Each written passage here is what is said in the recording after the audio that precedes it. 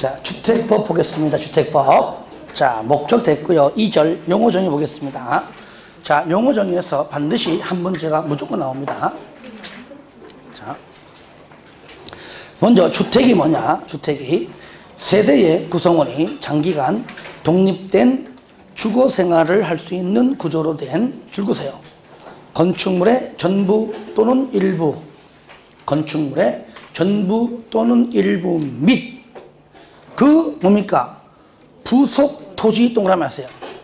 부속 토지까지도 포함되는 겁니다. 근데 가끔 시험 볼 때 부속 토지는 제외한다라고 포함되지 않는 걸로 가끔 떠요. 그러니까 부속 토지도 반드시 포함된다는 것. 단독과 공동이 있는데, 자, 2번 단독은 뭐냐? 일반적인 단독, 다중, 다가구요. 공간 없어요. 그렇죠? 그 다음에 공동주택, 아파트, 연립, 다세대예요. 기술수 없습니다. 그래서 네 번째 있죠. 네 번째 있는 것만 빼면 돼요. 건축법상 단독과 공동은 각각 4개지만 주택법상 단독과 공동은 공간은 아니에요. 기숙사 아니에요. 아시겠죠? 두 가지. 맨 마지막에 네 번째인 것만 빼면 돼요. 그래서 건축법과 주택법의 적용 방법 다릅니다. 저를 봐요. 그러니까 어찌 보면은요, 주택법은 건축법의 특별법이에요. 왜? 주택도 엄연히 건축물이니까.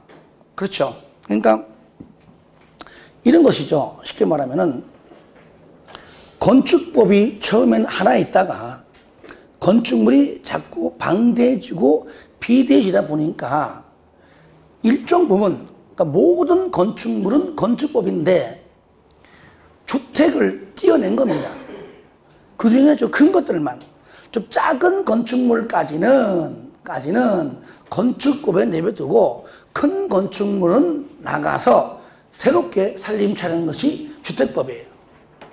이해되시죠? 우리가 집에서, 가정에서 부모님과 어린 자녀가 살다가 애들이 나이가 먹으면은 결혼하면은 분가시키는 것과 같은 논리입니다.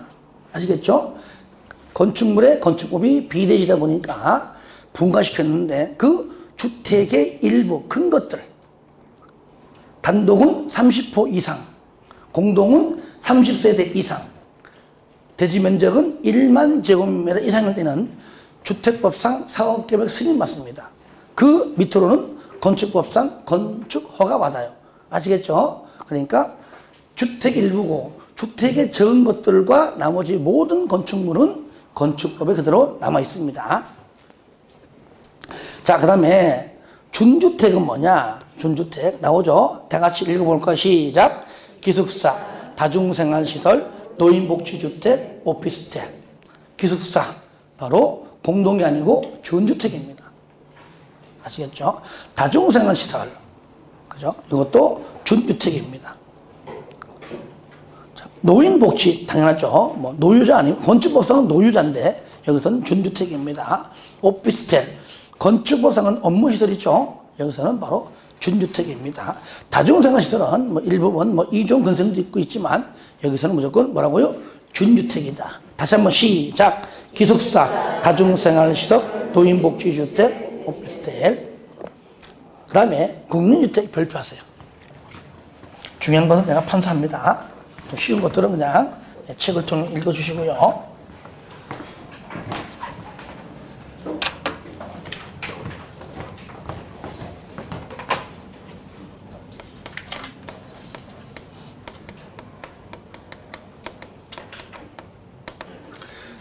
자, 용어 자체가 재밌잖아요. 국민주택이다. 좀 풀이하면 대한민국 국민을 위한 주택이다. 그러면은 우리가 주택이 대형, 중형, 소형이 있는데 대부분의 우리 국민들은 거의 서민들, 그죠? 중산층 이하잖아요. 그러니까 최소한 대부분의 국민들을 위해서 아파트를 건설해서 공급하자 한다면은 최소한 대형 주택은 아닙니다. 그렇죠? 중형주택 이해야 되겠죠. 바로 중소형. 우리가 여기서 국민주택 규모 이하라는 표현을 써요. 우리가 중형과 소형을 구분하는 면적이 있습니다. 이것이 85제곱미터이고요. 그 다음에 60제곱미터입니다. 요거예요.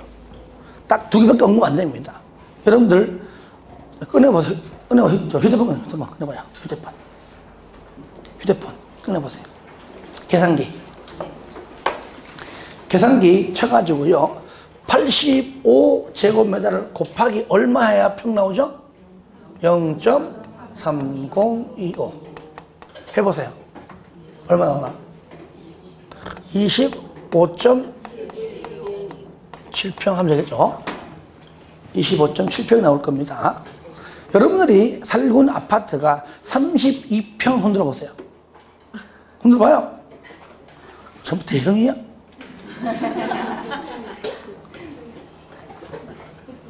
고급 빌라구나 보니까 다들 소형 고급 빌라 10억짜리 하는 거. 그러면 흔히 우리가 32평이라고 말하는 것이 85에 85 아시겠죠? 예. 그동안 우리는 계속 사기쳐왔죠. 그죠? 얼만데? 자, 25.7평 가지고 우리는 계속 사기쳐온 겁니다. 32평 한다고. 아니죠? 얼마죠? 25.7평입니다. 즉, 그러니까 85라고 하는 것이 바로 주거 전용 면적이에요. 모든 면적 기준은 평으로 안 하지 않습니다. 85. 이것이 뭐라고요? 주거 전용 면적입니다. 그 면적이 얼마라고요? 25.7평이다. 등기부 등본에는 85 되어 있던가 아니면 84. 일반적으로 84라고 되어 있을 겁니다. 왜? 85보다 84가 더 혜택이 있거든요. 나중에 배웁니다. 84와 5, 1제곱미터는 거의 오차가 없습니다. 이해되시죠? 예.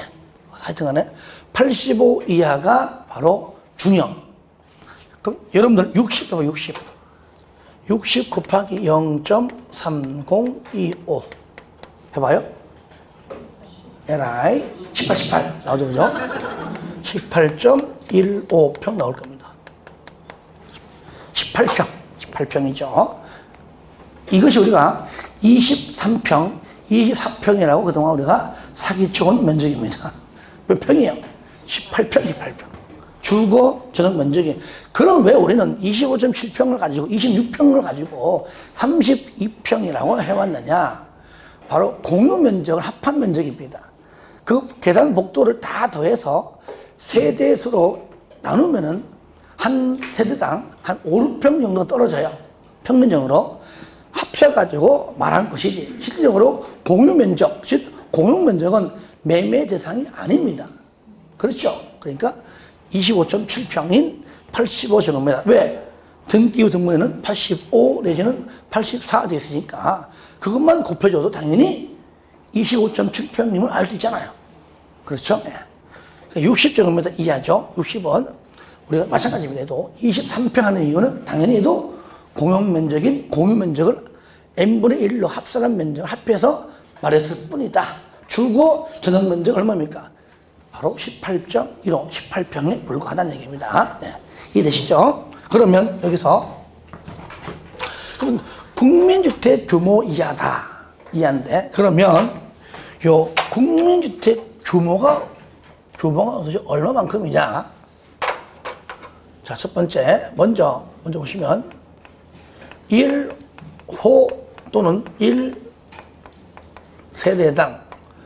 자, 호는 단독주택을 세우는 단위입니다. 요번에 단독, 다중, 다가구. 여러분들 저를 보세요. 단독주택도 얼마든지 똑같은 평수에 지붕도 똑같이 빨간색으로 해가지고 건축해서 분양할 수 있어요. 근데 거의 없잖아요. 그죠? 없잖아요. 여러분들 미국이나 유럽 가면 합니다. 우리 없어요. 왜 없을까요? 딱 두 가지만 얘기하면 왜 안 할까요? 왜 안 할까요? 맞아요. 돈이 안 되니까. 여러분 같은 하겠습니까? 같은 면적의 아파트 높게 지으려고 그러지? 달러 하나 딱 짓고 그때는 아파트 한 채 한 100억 팔면 되지. 그러니까 타산이 안 맞아요. 그리고 그렇게 할 만큼의 땅덩어리가 있지도 않아요. 대한민국은.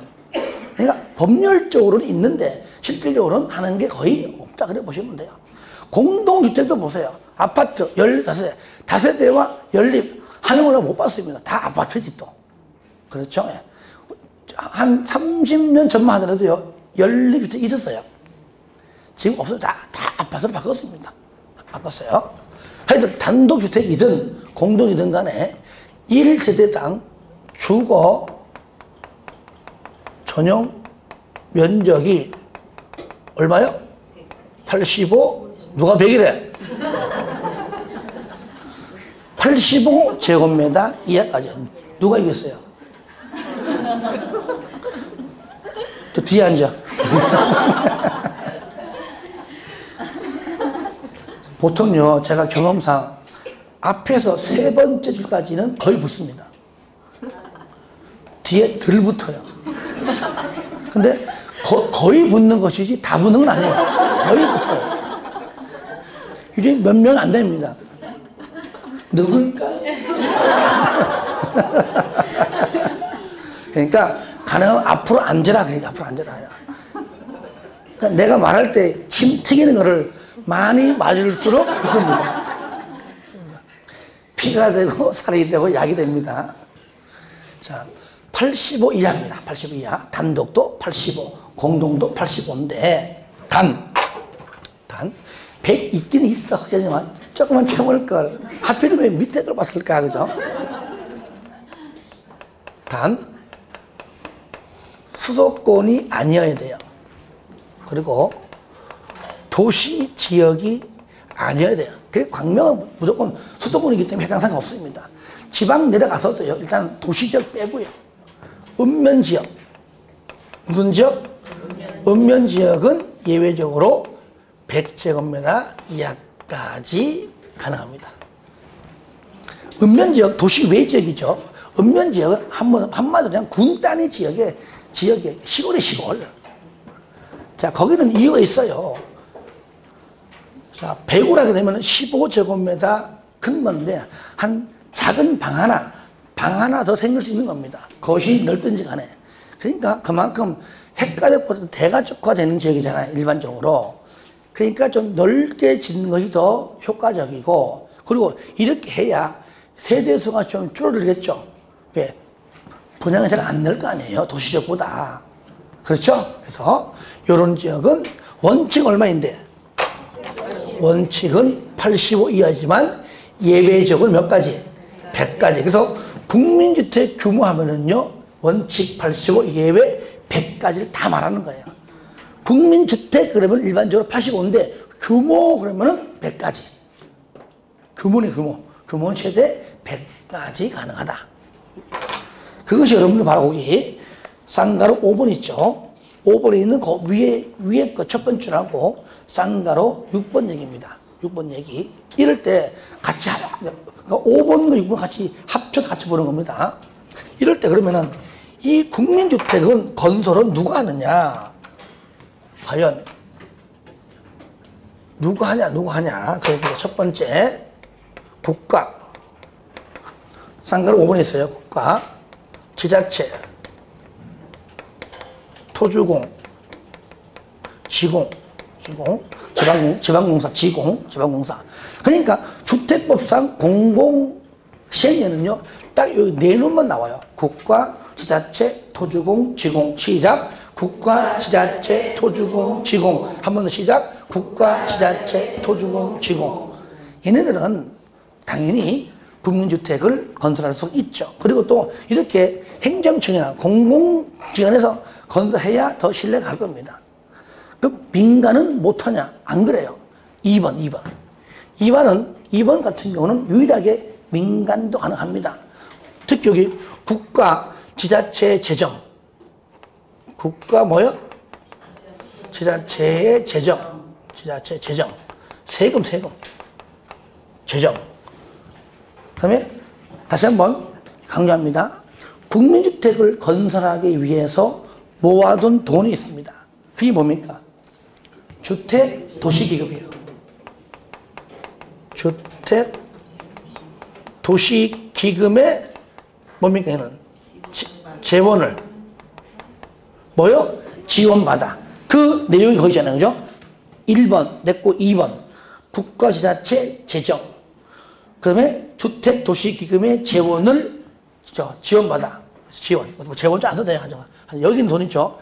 여기 있는 자금. 가서 말하니까 자금. 얘를 뭐요? 얘를 똑같이 뭡니까? 요걸 지원받아. 얼마든지 민간 사업 주체도 시행할 수 있다. 아시겠죠? 그래서 공공, 민간 다 가능합니다. 왜 이걸 강조하느냐? 좀 이따 나올 겁니다. 그러면 우리가 주거 조정 면적 산정하는 방법이 있는데 거기 쌍가로 6번에 거기 보시면 1번과 2번이 있죠. 1번 단독주택은 그 바닥 면적 있죠. 그 바닥 면적에서 지하실 읽어봐요. 자, 지하실 또 본 건축물과 분리된 창고, 그러니까 주된 건축물과 분리된 마당 끝에 있는 창고, 본 건축물과 같이 붙어 있는 안에 있는 것은 포함시키는데 분리된 창고, 분리된 차고, 분리된 화장실. 그러니까 건축물 안에 있는 화장실 말고 밖에 있는, 그죠? 현관문으로 나오는 밖에 있는 화장실, 이런 것들은 다 빼버립니다. 빼버려요. 지하실도 뺍니다. 그렇죠? 그런데 지하실인데 가로 안에 거실로 사용하는 면적. 만약에 지하실을 일반 그냥 쓰지 않는 창고 등등이면 빼는데 거실로 사용한다면 주거전용 면적에 산정합니다. 아시겠죠? 그때는 이 뜻이 가로 안이 포함을 한다는 뜻입니다. 그죠? 제외 속의 제외니까 부정은 강한 긍정이죠. 그죠? 그리고 2번은 뭐냐? 공동주택은요, 중요합니다. 외벽의 내부선입니다.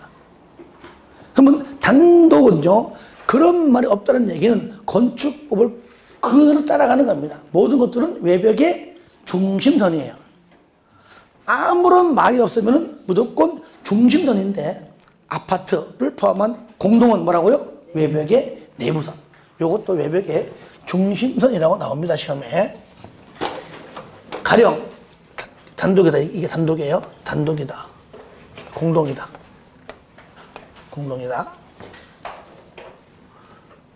외벽에 이렇게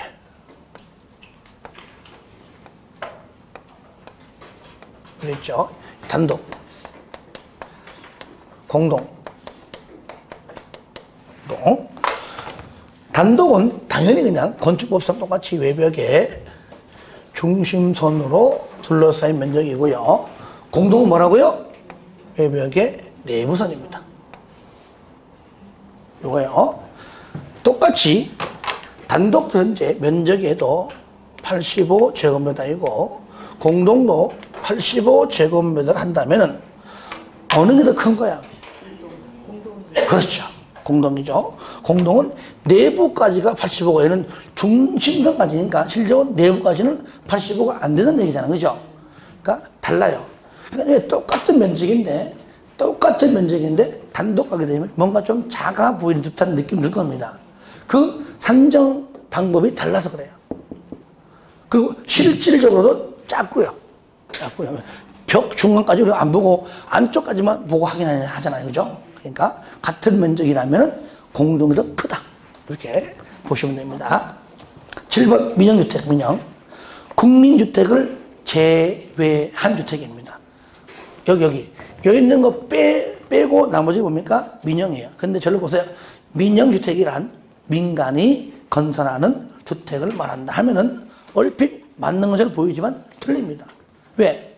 국민주택도 얼마든지 자원 지원받아갖고 민간도 건설할 수 있기 때문이죠. 주의하세요. 그 다음에 8번 읽어주시고요. 8번, 9번 읽어주시고요. 10번은 이제 앞으로 이제 진도 나가면 할 겁니다. 좀 할 것이고요. 주택 조합 마찬가지고요. 진도 나가면서 볼 것이고요. 주택 단지. 주택 건설 사업 계획. 항상 주택을 건설하는 계획. 대지만 조성하는 계획 항상 두 개가 나와요. 자, 승인받아 주택과 그 부대 복리시설을 건설하거나 대지를 조성하는데 사용되는 일단의 토지까지 다 줄 거세요. 다 줄 거예요. 처음부터 토지를 말한다. 이게 일반적인 용어 정의입니다. 그런데 다만 다음에 시설로 분리된 나눈 것이죠. 각각 분리된 토지는 줄 거예요. 각각 별개의 주택단지로 본다. 각각 별개. 1, 2, 3번 일단 묶으세요. 무슨 뜻이냐. 이렇게 큰 대지가 있는데 여기다 아파트를 내가 10개 동을 짓고 싶어요. 이게 뭐예요? 이게 주택단지잖아요. 그렇죠? 단지인데 가운데 철도가 지나가요. 그죠? 이때는 각각 넘어갈 수 없잖아요. 그래요? 예. 만약에 이게 하나다. 아파트 상가가 여기 있다. 여기 없어요. 야, 너 상가 가서 통닭 한 번 사와라. 철저히 거기다가 애가 안 들어와. 갔다 그 얘기야. 그때는 각각 따로 여기도 그러니까 앞 상가 다 있어야 돼요. 결론적으로 이렇게 사람들이 건설해 안 해? 안 하죠. 이렇게 안 하는 겁니다. 각각. 그러니까 이쪽이 철길이에요. 이쪽이 뭡니까? 고속도로예요. 또 자동차 전용도로예요. 그러니까 횡단보도를 할 수 없는 곳이잖아. 쉽게 말하면은. 그래서 안 된다. 그든 따로 각각 또 있어요. 가운데 폭이 얼마? 20m 이상인 일반 도로예요.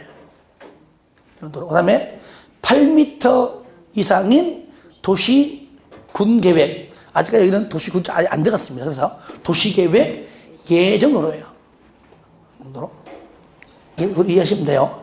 20m 이상 일반 도로, 8m 이상 도시계획 예정도로일 때는 어떻게 한다고요?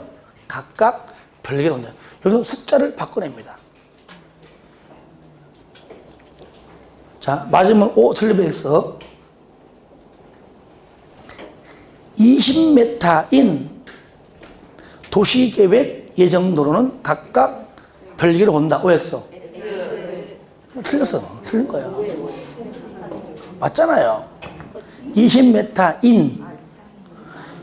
20m는 8m 이상이잖아요. 그래, 그렇게 넣으셔야 돼요. 그거 넣는다니까. 이해됩니까? 네. 만약에 20m 이상 틀리면 20m인 맞는 겁니다. 그렇죠? 뭐뭐인, 뭐뭐 이상, 이거 잘 봐야 되는 거예요. 그래서 금방 한제가 10초밖에 안 되잖아, 10초밖에. 괜찮습니다. 이렇게 나온다는 겁니다, 시험에. 여러분들이 지금쯤 보면은 이제 다음 주까지 하면 이제 한 달 끝나는데 한 번 다 보고 난 다음에 진짜 어렵다. 공부하기 전에는 아휴 저거 뭐 대충 한 3개월 하면 되지. 해보니까 3개월이 아니라 3년도 3년. 그 정도 양이 많잖아요. 그러니까 동네 앞에 있던 그 부동산 하는 아줌마 보면은 별로 그냥 낮게 봤는데 해보니까 이제 우러러봐. 위대해 보이는 거야. 하지만 그거는 위대하다 보지 말고요. 딱 보기엔 내가 별로 이렇게 좋게 안 보여. 아이고 뭐 저런 아줌마 됐는데 뭐 나라가 못돼. 이렇게 오히려 넘어가야 되는 거예요. 내가 보이는 저 사람은 내가 나은 것처럼 보이거든. 그럼 저런 사람 됐는데 나라고 못되라. 된다는 얘기예요. 충분히 됩니다. 아시겠죠? 되니까 근데 물어보세요. 몇 년 만에 됐습니까? 보통 평균이 3년이에요. 그 사람만. 그러니까 우리는 몇 년? 1년. 1년 만에 붙는 거예요. 1, 2차 동시에 해야 거의 붙습니다. 거의. 1차만 하는 분들이 좀 붙지만 좀 어려울 때가 많아요. 1, 2차를 동시에 공부하다가 1차 하신 분 있어요. 그런 분들은 붙는데, 왜냐면 학개론에 공법 문제가 작게는 2문제에서 한 5문제가 나와요. 공법 문제만. 다행히 요번에 28회 때 안 나왔어요. 한 문제 안 나왔어. 그 전에는 5문제 나왔어요. 공법 문제가. 그러니까 이 공법 문제가 공법 40문제 안에 나올 때는 그럴싸하게 문제 답게 나오지만 요게 학교로 나올 때는 너무너무 쉽게 나와. 그러니까 아예 1, 2차를 동시에 한 분들은 그것 때문에 붙는 거야. 이해됩니까? 근데 1차만 하는 분들은 그게 쉬운지 어려운지 어떻게 알아? 처음 보는 건데. 그래 안 그래요? 그러니까 떨어지는 거야. 그래서 1, 2차를 동시에 해야 되는 거야. 맞아요. 그리고 나중에 하다가도 2차가 너무 어려워. 1차 준비 안 됐어. 그러면 그때 가서 1차 공부를 위주 많이 넓히되 2차 시험까지 시험은 철학해야 돼, 얘기는. 그래가지고, 에이, 2차 안 해. 해가지고 1차만 보는 것보다 그래도 시험 보자. 이래가지고 붙는 사람이 의외로 많아요. 그러니까 일단은 포기하지 말자. 그리고 일단 그때까지는 좀 이제 놀러 가는 걸 좀 줄이고, 작년까지는 우리가 이제 뭐 친구 만나 놀러 갔지만, 올해는 공부하니까 작년이나 올해나 생활 패턴이 똑같은 어떻게 가냐고. 그죠? 한 3번 만날 거 한 번만 만나고. 그죠? 술 먹을 거 3번 먹을 거 한 번만 먹고. 놀 거 3시간 놀 거 1시간 놀러 해가지고 이제 올해 맞게 한 다음에 합격하고 난 다음에 그때 놀러 가요, 그때. 정규 만나가지고 강원도 가든 울릉도 가든 어디 가든 그때 놀러 가자, 그 얘기예요. 아시겠죠? 예. 안녕하세요. 그리고 그때는요, 합격하면, 좀 불안해. 자, 합격하면, 양면, 그때 놀러 가세요. 친구를 해가지고, 경기도 서해안 해가지고, 서해안, 남해안, 동해안 해가지고, 전국 일주일 그냥. 정말 해봐요. 하는데, 20일이면 딱 끝나. 차를 끌고 가든 기차를 타고 가든 고속버스 타건. 그러니까 제주도 가지 마요. 너무 머니까. 그래서 제주도 빼면 우리가 도가 몇 도죠? 8도. 그러니까 8도 유람하는데 20일이면 딱 끝나요. 내가 해보니까 알아요. 며칠 동안? 20일 동안 뭐예요? 8도 유람한다. 그래서 20m 이상 일반 도로, 8m 이상 도시계획 도로다, 그 말이에요. 아직 뭐라고요? 며칠 동안? 20일 동안 어디 유람해요? 8도 유람하자. 어떻게? 자동차를 끌고 가든 기차를 타고 가든 고속버스를 타고 가든 알아서 하라, 그 말이에요. 그러니까 저 인간 얘기할 때는 공부 얘기지 노는 얘기 아니에요. 그리고 자 13번과 14번 묶으세요. 부대 시설, 복리시설은요 묶어가지고 잘 나와요. 부대가 뭐냐 한마디로 줄거요. 주택에 딸린 시설입니다. 1번이 제일 잘 나오죠. 주차장, 관리사무소, 담장 및 주택단지 안 도로고요. 2번에 건축설비도 있고, 3번에 1번 경비실, 자전거 보관소까지만 줄거세요. 나머지 읽어주시고요. 그 정도 알면 돼요. 복리시설은 뭐냐? 주택단지 안에, 앞이 시끄러워요. 주택단지의 입주자 등의 생활복리를 위한 시설입니다. 생활복리를 위한 공동시설인데요. 자, 1번 일 중에 어린이 놀이터, 근린생활시설, 유치원, 주민운동시설, 경로당입니다. 이거는 입주자를 위한 겁니다. 아시겠죠? 입주한 자들이 사용하는 겁니다. 그래서 부대와 복리 있죠? 두 가지를 구분시키는 거 반드시 해 주시기 바랍니다. 자, 그 다음에 15번에 기반시설 뭐 됐고요. 16번 기간. 자, 기간을 연결하는 것이 바로 17번의 간선입니다. 도로, 상하수도 등등 있는데, 자, 17번의 간선시설입니다. 도로, 상하수도, 전기, 가스, 통신, 난방 있죠? 방금 16번에 있는 이러한 기간시설을 주택단지 안만 동그라미 안. 단지 안에 있는 기간시설을 단지 밖에, 밖동그라미에서. 그러니까 아파트 안에다가 전기, 가스, 공사하면 뭐 하냐고요. 밖에 있는 시설과 연결해야 될 거 아니에요. 그죠? 안 플러스 밖. 이게 바로 간선시설입니다. 공구는 망치가 아니고, 망치가 벤치가 아니고 지역 개념이에요. 109, 209입니다. 뭐라고요? 109, 209, 309인데, 자, 그러니까 이런 경우죠. 여기다가 아파트를 이렇게 크게 짓고 싶은데 너무 넓은 거야. 한 20개 동을 해야 돼. 그러면 한 5년, 6년 걸릴 것 같아. 그럴 바에는 반 나누자. 반 나눠가지고 이쪽을 우리가 이제 109라고 하고, 이쪽을 209라고 하고, 얘를 먼저 시작합니다. 하고 나중에 얘를 이어서 합니다. 이때 나눌 때는요, 반 나누는 것이 아니라 어차피 단집을 하면 1단지, 2단지 그런 얘기잖아요. 일단 일종이죠. 그러니까 이 사이에 도로로 해요, 도로로. 뭐라고요? 도로. 얼마 이상? 최소? 그렇죠.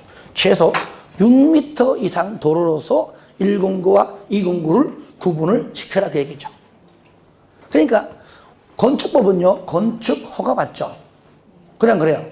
주택법은 사업계획 승인 받습니다. 뭘 받아요?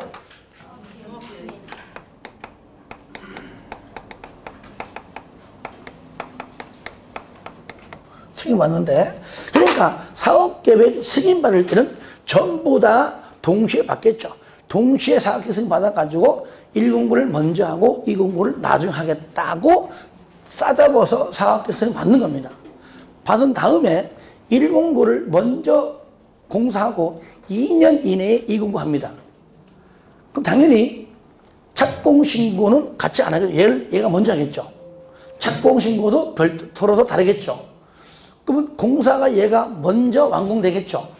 그러면 건축법은 사용 승인, 주택법은 사용 검사입니다. 그럼 사용 검사도 따로따로 받겠죠. 그냥 그래요. 사업계획 승인은 동시에 받지만 착공신고도 별도로, 사용 검사도 별도로. 그만하는 거야. 그게 파란 거. 착공신고 및 사용 검사를 별도로 할 수 있다. 그 얘기죠. 예를 들어 1번에 6m 이상이고요. 이 나누었을 때 각각 얼마 이상 얘가요? 300세대 이상이어야 돼요. 각각 공구별로 최소한도로 해도 300세대 이상입니다. 근데 전체, 요 뒤에 나와요, 뒤에. 한꺼번에 정리하세요. 전체는 최소 얼마? 그렇죠. 전체. 최소는 600세대 이상이 됩니다. 자, 그 다음에 19번. 세대 구분형 공동입니다. 들어볼까요? 일반적으로 단독주택은요, 주택은 안방이 있습니다. 보통 주택 보면 내가 살고 있는 집이 있고, 주인 세대죠. 살고 있고, 뭐, 옆방이든, 뭐, 건너방이든, 뒷방이든, 또 있잖아요. 그죠? 그럴 때 이제 전세금 월세로 세놓잖아요. 세. 뭐, 보증금 얼마에 받잖아요.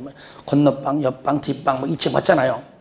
이럴 때, 다른 세대가 들어오더라도 어차피 그 주택은 하나고 등기부가 하나예요. 그렇죠? 그러니까 세입자 들어온다 해가지고 다 등기가 따로 되어 있는 게 아니잖아요. 이런 형태로 공동주택도 만들자 그 말이에요. 수도권 때문에 나온 겁니다. 서울이다. 32평형이다. 아까 25.7평 있죠. 근데 이거를 32평 하면 안 되지만 32평 형자 붙이면 돼요. 형. 이해됩니까? 아파트 가보세요. 아직까지 우리가요, 봐요. 원래는 만약에 32평이다. 32평 쓰면 걸립니다. 왜? 25.7평이기 때문에. 근데 25.7 쓰면 사람들이 어머 작아 보여. 우리 작아. 그런 거 아니에요, 그죠? 이렇게 하는 거예요. 그래서 가보세요. 32평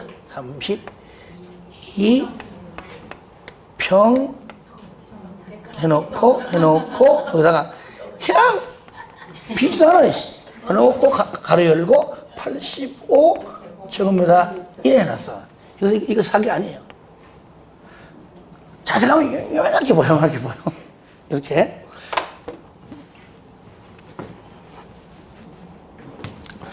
자, 그러면 무슨 얘기 하려고 하느냐. 아파트도 현금으로 들어가면은 보통 32평형이다 그러면은 일반적으로 뭐 거실 있고 안방 있고 중간방 작은 방 있잖아요. 이럴 때 전세로 혼자 살고 싶어도 들어가게 되면 그 방을 전체 다 새로 놓잖아요. 주인 안방에 살고 작은 방, 큰 방 내는 경우는 그렇게 드물잖아요. 거의 없죠, 그죠? 그러니까 아예 처음에 아파트를 그렇게 짓자게 해야 꼭 구조 원룸처럼 아예. 그죠? 거실이 하나 있다면 뭐 방 하나, 두 개, 세 개, 네 개 짓는 겁니다, 이렇게. 그래가지고 방 안에 들어가면 원룸 구조랑 똑같아. 안에서는 먹고요, 다 할 수 있는 겁니다. 그렇게 아예 새를 놓게 되면은 전부 다 안 놔도 나 혼자 살아요. 그러면 그런 거 하나 딱 하게 되면은 n분의 1 정도면 있으면 되잖아요. 그게 뭐라고요? 세대 구분형인데 이것도 각 세대별로 전부 다 임차인이기 때문에 각 세대별로 등기가 돼야 안 돼. 안 되고 그냥 전체 하나만 있는 거 있는 거. 자, 책 봐요. 줄 겁니다. 1번. 줄 거요. 공동주택의 주택 내부 공간의 일부를 뭐라고요? 세대별로 구분하여 생활이 가능한 구조로 하되 그 구분된 공간의 일부를 구분 소유할 수 있는 없는 당연한 거죠. 없는 여기 있는 없는입니다. 어차피 등기부 하나거든요.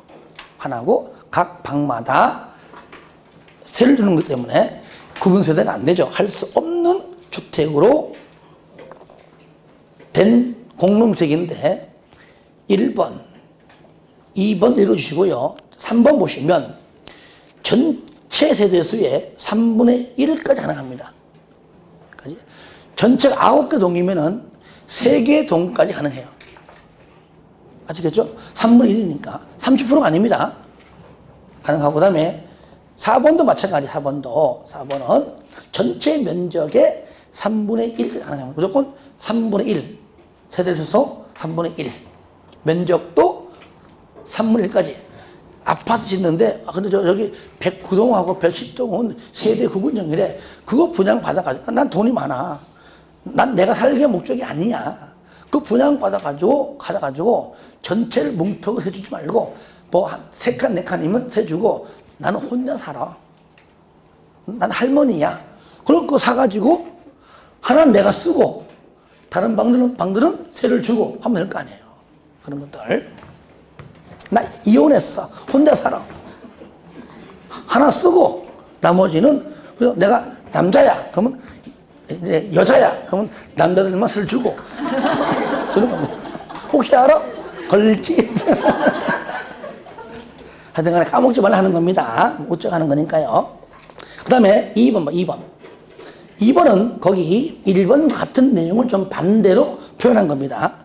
세대 구분형 공동주택의 건설과 관련하여 주택 건설 기준 등을 적용한 경우에 세대 구분형 공동주택의 세대수는 그 구분된 공간에 세대수와 관계없이 뭐라고요? 하나의 세대. 동그라미 했어요. 하나의 세대란 말은 구분소유할 수 없는 거랑 같은 말이잖아요. 한다는 것. 자, 그리고 또 중요한 하나 나오죠. 도시형 생활주택 보겠습니다. 도시형 생활주택. 중요하죠. 다 중요해야 돼. 그죠? 도시형 생활주택. 이 법이 생긴 지 한 5, 6년 좀 됐는데, 처음엔 인기 많았는데, 요즘은 조금 좀, 뭐라 그러죠? 시들시들해졌습니다. 왜냐면, 이 뜻이죠. 쉽게 말하면, 원룸촌에 가면, 원룸들이 특히 수도권 가면 싸진 않아요. 지방은 좀 싼데, 보통 뭐, 보증금 500, 1000에 월세 작게 한 4, 50에서 막 7, 80 하잖아, 좋은 데는.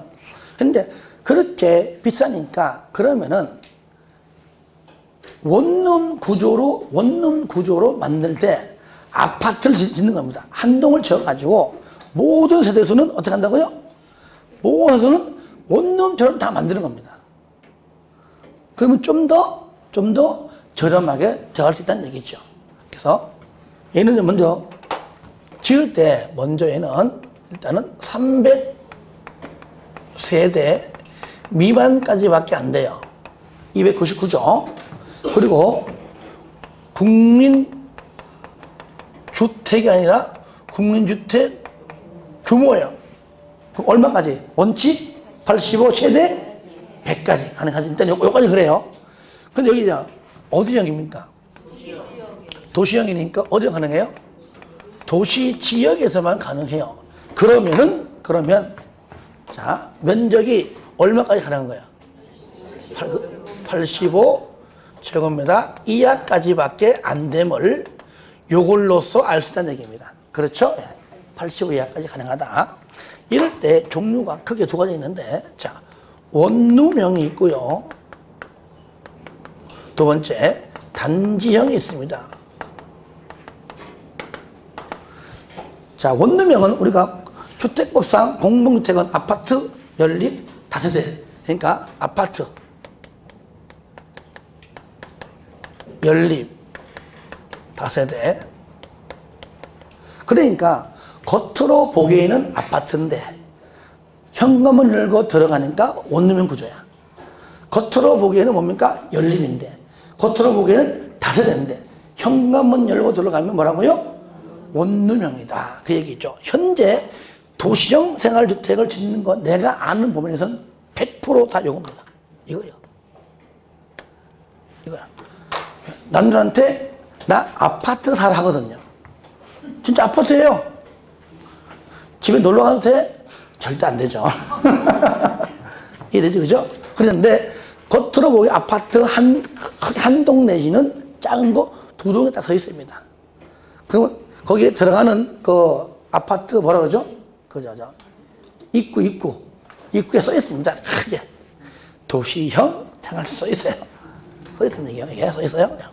이렇게 아파트로 구조로 살아야 좀 더 보기 좋고, 아시겠죠? 일단 세 개 다 가능하지만 아파트 형태로 많이 짓더라. 그 얘기입니다. 근데 단지형은요, 단지형은 아파트는 안 됩니다. 왜? 현재 일반 주택들 앞에 보이는 아파트가 전부 다 단지형입니다. 왜? 단지형은 일반적으로 지금 돼 있잖아요. 1단지, 2단지. 그죠? 같은 아파트인데 1단지는 단위가 100단입니다. 101동, 102동. 2단지는 201동, 202동. 3단지는 301동이 나가는 겁니다. 그러니까 아파트는 현재 단지형으로 되어 있기 때문에 현재 연립과 다세대는 단지형으로 현재 안 하고 있습니다. 그리고 거의 안 지고 있잖아요. 아파트, 원룸 주택 하게 되면 다세대 한 동 딱 지어가지고 짓는 경우 있지, 단지형으로 안 하고 있잖아요. 그러면 도시형으로 하나, 아파트는 빼고 하고 있으니까. 그래서 얘는 뭐예요? 연립하고 다세대만 가능하다. 아파트 없습니다. 이럴 때, 자, 원룸형은요, 원룸형은 말 그대로 아파트 들어가기 전 구조는 아파트지만 실질적으로 원룸 촌에 가면 원룸 구조 면적이 85 될 만큼의 방이 크지 않잖아요. 왜? 무슨 형이 때문에? 무슨 형이에요? 원룸형이니까 말 그대로 원룸형에 맞게끔 하라 그 말이죠. 그때는 50제곱미터 이하까지밖에 안 돼요. 얼마까지? 50. 요겁니다. 그래서 원룸형 보시면 그게 일단 동그란 1번이에요. 면적이 50 이하. 니은 당연히 그러니까 현관문 열고 들어가면 원룸이기 때문에 일반적인 원룸과 똑같다는 얘기죠. 니은 독립된 주거이고요. 욕실, 부엌 다 있고요. 디귿 욕실하고 보일러실 빼고 나머지 부분은 하나의 공간 원룸이고요. 하지만 면적이 30 이상이면 뭐라고요? 두 개, 즉 투룸으로 할 수 있다는 말이에요. 아시겠죠? 하지만 30 이상일지라도 원룸으로 하여야 하는 게 맞아요. 하지만 투룸으로도 할 수 있다는 말이에요. 원래 투룸으로만 되는 것이 아니에요.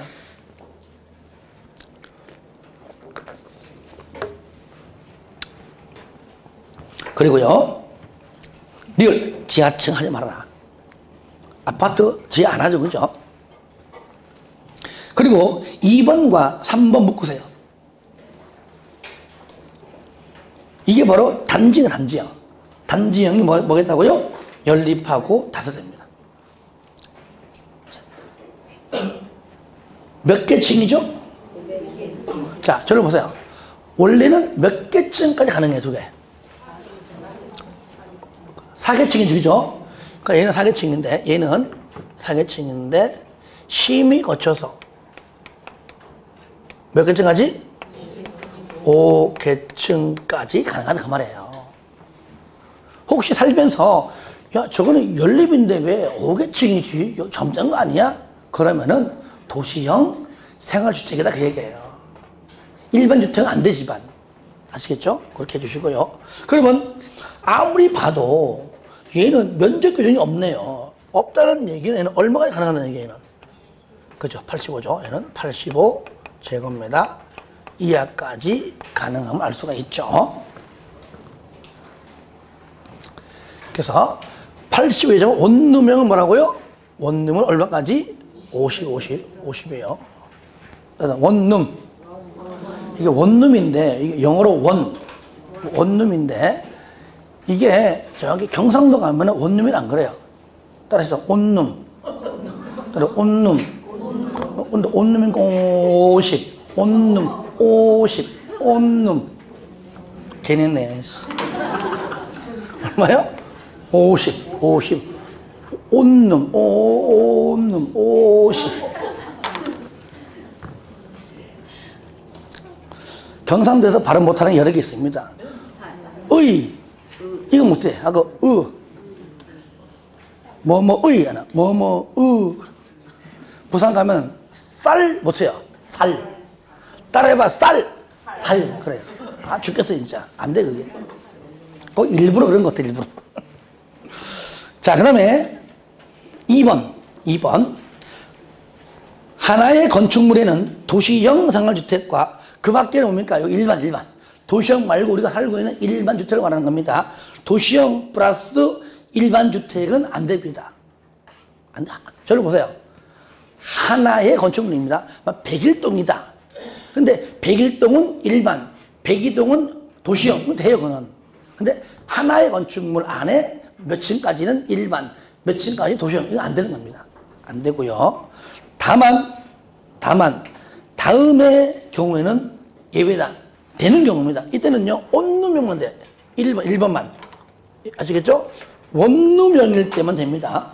원룸형 플러스 85제곱미터, 요거 제곱, 이가 아니고 85제곱미터 있죠? 제곱미터를 초과하는 1주택은 가능합니다. 85 초과하는 대형주택 하나. 그 대형주택은 일반 주택이니까 원칙 안 되는 거잖아요. 근데 대형주택인 85 초과하는 거 하나 플러스 원룸형 주택은 가능합니다. 이런 경우잖아요. 내가 이거 한 299세대를 지어놓고 내가 건물주인인데 난 여기에 살면서 내가 관리할래. 그럼 최소한 주인은 좀 넓은 데 살아라 그 얘기예요. 그러죠? 다시 한번 얘가 뭐죠? 다른 말 하면 주인 세대야. 그죠? 주인 세대는 85초가 1세대. 나머지는 전부 288은 온룸. 아시겠죠? 온룸. 됐죠? 그리고 반드시 주인이 산다는 보장 없으면 그것도 세대를 돼요, 그것도. 돼요. 그 다음에 2번. 두 번째 줄에 원룸형 주택과 일반 주택 있죠? 원룸형 주택과 도시형 왜니까 일반 주택은 원래 안 되지만 됩니다. 언제냐? 용도지역이 준주거나 상업지역. 준주거나 상업지역일 때는 오로지 단지역 말고 원룸형 플러스 일반 주택 가능합니다. 3번은 뭐냐? 3번은 저를 봐요. 도시형끼리도 단지형과 원룸형은 안 됩니다. 왜 그럴까요? 평수가 다르잖아요. 그죠? 예. 그래서 3번. 도시형끼리도 단지형과 원룸형은 하나의 건축물에 같이 하지 않습니다. 거기가 안 되는 것 알아두시고요. 그 다음에 에너지 절약, 건강 친화형 이런 것들 나중에 전체 보도록 하고요. 장수명은 뭐냐? 한마디로 오랫동안 장수명 주택을 다른 말로 하면은 따라합시다. 100년 주택. 100년 동안 끄떡없는 주택인데 생긴 지 얼마 안 됐고 현재 세종시에서 지금 현재 짓고 있습니다. 그래서 내년에 2019년도에 아마 준공 예정입니다. 현재 짓고 있어요. 한번 지으면 100년 동안 끄떡없습니다. 그러니까 100년 동안 살아야 돼요. 재건축 안 됩니다. 절대 100년 동안 안 돼. 100년 동안 안 돼. 그러니까 얼마나 아파트 살면서 지루할 거 아니에요. 그죠? 지루하겠죠, 그죠? 그러니까 나오잖아요. 입주자의 필요에 따라 내부 구조를 쉽게 변경할 수 있는 가변성과 수리 용이성 등이 우수한 주택이다. 가능합니다. 하지만 건물 자체는 안 됩니다. 재건축 안 돼요. 얼마 동안? 100년 동안. 자, 그 다음에 24번 공공택지인데요. 공공택지. 줄 그세요. 택지. 공공사업에 의하여 개발 조성되는 공동주택이 건설되는 용지입니다. 1번 동그라미, 6번 동그라미, 7번 동그라미 하시고 나머지 읽어주세요. 나머지는 1번 국민주택 건설사업, 그 다음에 대지 조성 사업 이런 것들이고요. 6번 도시개발 사업인데 줄 거예요. 공공사업 시행자가 민간 안 됩니다. 도시개발 사업을 공공시행자가 수용 또는 사용 방식입니다. 거기 민간 시행자 들어가면 안 되고 환지 방식 안 되고 또 정비법상 정비사업은 해당하지 않습니다. 그래서 정비사업 X, 정비법상 정비사업 S, X. 그 다음에 오로지 수용 사용이지 환지 방식 X. 그 다음에 공공이지 민간 시행자 X. 자, 7번은 경제자유구역 개발사업인데요. 얘도 마찬가지로 수용 사용입니다. 환지 방식 안 됩니다. 그러니까 방금 말했던 거 있죠? XX. 이런 것들을 집어넣어 틀리게 합니다. 나머지는 충분히 여러분들이 읽어봐도 괜찮을 것 같습니다. 25번 리모델링. 리모델링. 여러분들요, 건축법 시간에 배웠잖아. 건축법 시간에. 잠깐만. 그때 안 읽었나?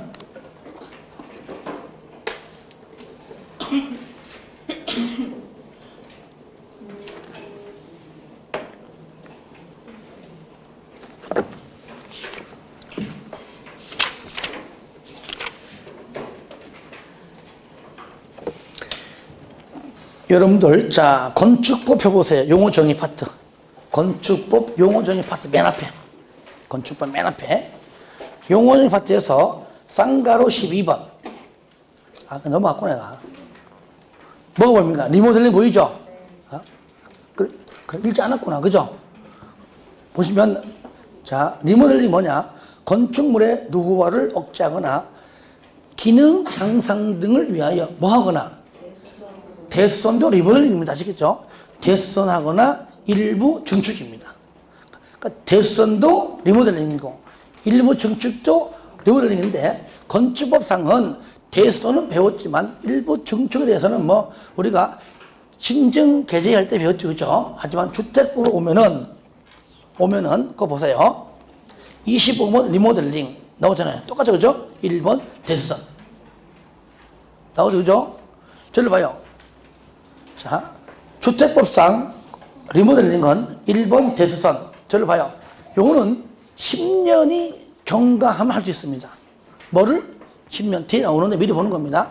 그러니까 주택법상 대수선인 리모델링은 사용 승인 받은 이후에 몇 년 경과? 10년만 경과해도 할 수 있지만 밑에 2번 일부 증축은요 15년이 경과해야 됩니다. 15년이. 그러니까 이런 경우 있잖아요. 건물이 이래 있는, 우리 배웠듯이 이래 있는데 증축은 크게 세 가지입니다. 위로 올리든 옆으로 늘리든 따로 부속 건축물을 이렇게 건축하든지 간에. 그죠? 근데 일반 건축물은 다 됩니다. 일반 건축물은 건축법상 건물 딸랑 한 게 있는데 용적률 합법상 위로 올린다. 그죠? 위로 올리면 우리는 얘는 수직 증축이고요. 옆으로 더 뗀다. 그 얘는 뭐요? 수평 증축입니다. 다 돼요.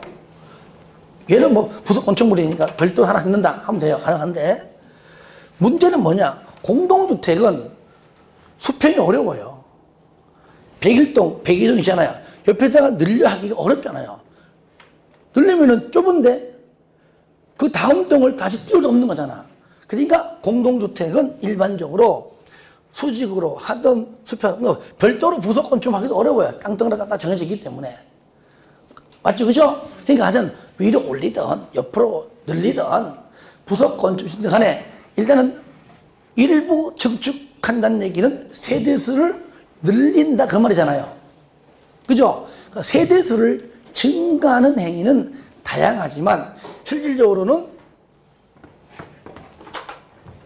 안 되고 수직으로밖에 안 되더라 그 말이에요. 아시겠죠? 그래서 세대수 증가형 리모델링이 있는데 실질적으로는 수직으로밖에 안 되기 때문에 수직 중축형 리모델링이라 부르는 겁니다. 책 봐요. 그러면 2번 사용검사일 주택법이고요. 두 번째 줄에 건축법상 건설했다면 사용승인이죠. 그죠? 건축법상 적용받아서 사용승인 받아서 공동주택을 건설했던 주택법상 사용검사를 받고 싶은 간에 몇 년 경과? 15년. 대수서는 10년이죠. 15년. 15년이 경과된 공동주택을 각 세대의 주거 전용 면적 얼마? 30% 이내입니다. 아시겠죠? 30% 이내. 가로 안에 85 미만은 84까지죠. 그죠? 얼마요? 45. 그러니까 84와 85는 엄연히 다 다릅니다. 그렇죠? 그래서 우리가 아파트 가보면 대부분이 85지만은 등본에다가 84로 하는 이유가 이런 것 때문에요. 혜택도 주려고. 아시겠죠? 85 이상은 얼마라고요? 30%까지. 내가 살고 있는 면적의 30% 이내까지. 84 미만 얼마요? 40% 이내 범위 내에서 증축할 수 있는데, 그런데 이 면적을 다 할 수 있는 게 아닙니다. 3번. 그 면적 중에 바로 세대수의 15% 이내입니다. 세대수가 우리가 1000세대야. 그러면 그 면적 범위 안에서 뭐라고요? 150세대까지밖에 안 돼요. 안 됩니다.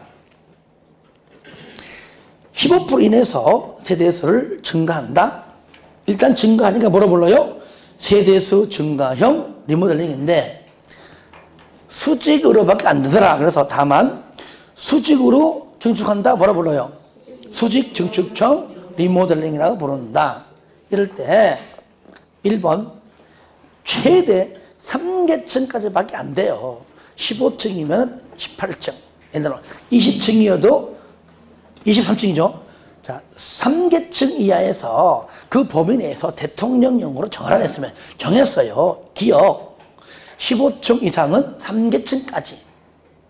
14층 이하는 2계층까지밖에 안 된다 그 말이죠. 15층 이상은 3계층까지. 14층 이하는 2계층까지 가능하다. 2번 수직 증축형 리모델링의 대상이 되는 기존 건축물에 줄 보세요. 신축 당시 구조도를 보유하고 있을 것. 그러니까 보면 일반적으로 뭡니까? 설계 도면을 가지고 있을 것 해야 되겠죠. 자, 나머지 26, 27은 전부 다 뒤에 나옵니다. 나오고요. 28, 29 마찬가지로 이거는 뭐 이 정도로만 알면 되겠습니다. 한 5분간만 쉬었다가요. 뭐 한 30분 정도만 조금만 더 하고 마치겠습니다.